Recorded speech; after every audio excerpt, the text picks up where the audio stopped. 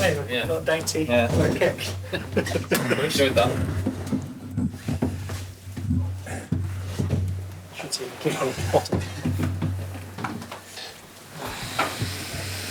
Afternoon, guys.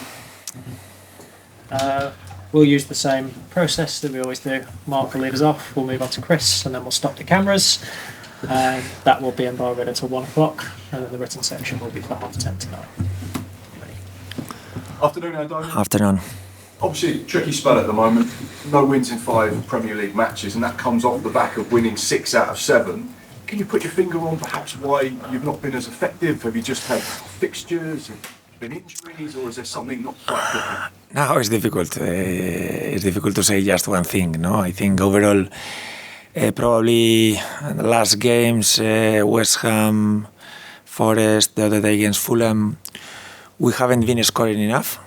Especially the other day, I think we missed a lot of chances. The West Ham game, we missed a lot of chances. And when we've been in the run, you said also before, winning games, we were scoring, I think, 2-3-2, you know, and probably there is a part that we've not been clinical enough. And now we have in front of us another game where we will need our best in the finishing and also defensively, because it's a team that they score a lot of goals. They have a lot of offensive danger. Obviously, Solanke's been the standout player when it comes to scoring goals for you this season. Is this where you need the other wingers, the other attacking midfielders to step up and start scoring goals so you're not heavily reliant on Dom? Yeah, we need goals from everyone. No, I don't care if it's Dom the one scoring them, are the defenders, or I don't care. I think something collective. It's good that we are having a lot of chances. The other day against Fulham, we had a lot of chances, but it's true that at the end you have to make the difference and you have to be clinical and you have to score, no? Because it's making the difference. And also we will need goals tomorrow because Newcastle is a really offensive power. You see the last games. They score 3, they score 4 the game before, another 3 the game before, so they are scoring a lot of goals, so it's not gonna be easy for us not to concede. You talk about Newcastle scoring goals, yeah, but they also concede goals as well. Yeah. When you look at their last 3 home games in the Premier League, they've conceded a minimum of 3 goals or more, so potentially could this be an opportunity to exploit them defensively? Yeah, you can see it both ways. It's a team that scores much more than receives. It's true that they receive, but they score a lot of goals. You go back the games and you see almost at home, away, they are scoring. It's very strange if they don't score 2-3 goals in every game. No, it's true that sometimes they open the game. There is chances for both teams. They will be, I think, counters. They will be transitions, but they are very good up front. So sometimes or normally when the game's open and there are chances for both sides, normally are the team that finishes winning. Yeah. You talk about the goals once again. Obviously, they have a problem at the moment. No Callum Wilson, who's going to be out for several weeks. No Alexander Isak at the moment as well. So they'll probably have to play with a false 9, maybe Anthony Gordon. Is that something again that could play into your hands? The fact that they don't have that recognised striker. No, they will have a top striker tomorrow for sure.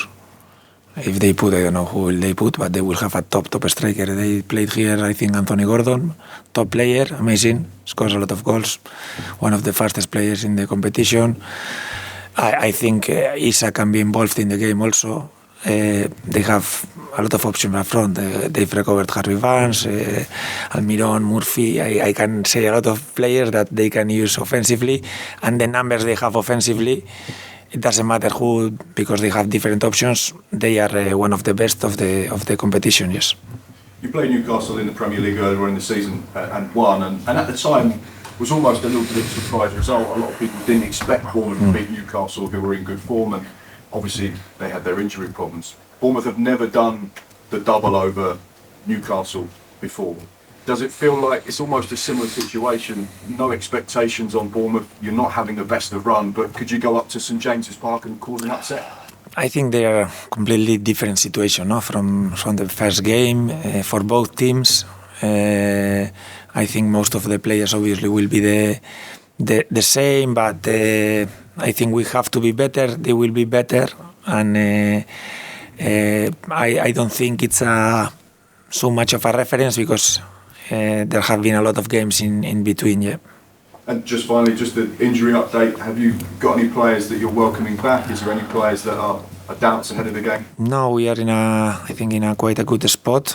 Injury-wise, we have the right back, let's say, situation, Tyler, and then the only player we are going to lose is Romain Fabre because he's ill. He came today. Fabre, Romain, yeah, Fabre, yeah, not French, but I think we can understand each other. He's ill with some temperature, and I think it's risky that he travels, and he's the only one that probably we didn't expect that is not going to be able to be involved. Thank you very much. Yeah. Andoni, in your good run, you developed a real clinical edge up front. Yep. The goals, the shots were going in. You mentioned already you can't quite pinpoint why the results haven't been going. Yep. But is the lack of clinical edge at the moment just execution on the day, or is it something a little bit deeper? It's difficult to answer, no? I think it's a matter if you see the stats, we are having the chances, and it's my concern is this, no? You are having the chances, normally you finish scoring because we trust a lot the players we have up front, but it's true that especially the 2 away games, West Ham and Fulham, we did much more than to score just one, no? And in the Premier League, in the moments we've been winning games, we've been scoring 2-3 goals, you know, it's because it's very difficult to have the clean sheets, especially now we are playing Newcastle away, for example. They are scoring a lot of goals, so we need to counter this offensive power. We will try to improve in this area, yes. At the other end, you've been defending very well, but Fulham was maybe uncharacteristic, some of the mistakes. Are you very much hoping that was a one-off defensive blip? Yes, I hope so, because we have been in a very long run defensively quite good. Stats-wise, I think we are in a good moment defensively. We made 2 mistakes the other day in the second and the third goal, defending crosses that we shouldn't make, and I hope it's just that day and we recover the defensive solidity that we've had the last months. I wanted to ask you about the number 10 position as well, because you've obviously rotated a number of players. Yeah. But in midfield, you've had Lewis Cook and Ryan Christie have been every week, they have played. Are you looking for the number 10 position for somebody to grab the shirt like they have and really make it their place every week? I think it's a position that where I can use a lot of players. We have a lot of different options that I really like. So it's a matter of finding the best matchup, trying to find. Against West Ham, we went with Alex Scott because we thought they were going to put a lot of midfielders inside, so we wanted to match up.